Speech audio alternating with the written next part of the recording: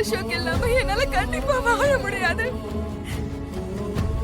இன்னொருத்தரை என்னால ஏத்துக்கவும் முடியல. அப்பா அம்மாவை எதிர்க்கவும் எனக்கு தைரியம் இல்ல.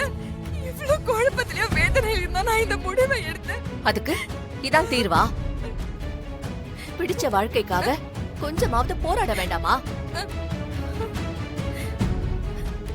நாட்டுல எவ்வளவோ பேரு கஷ்டத்தோட வாழ்ந்துகிட்டு இருக்காங்க. இப்படி நீ யோசிச்ச பாரு, அது ரொம்ப முட்டாள்தனம். சாரி ஆண்டி, எனக்கு வேற வழி தெரியல.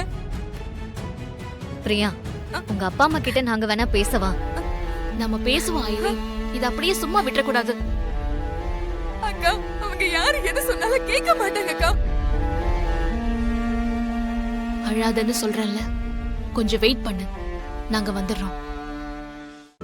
இன்றே டவுன்லோட் செய்து உங்கள் ஃபேவரட் ஷோக்களை என்ஜாய் பண்ணுங்க.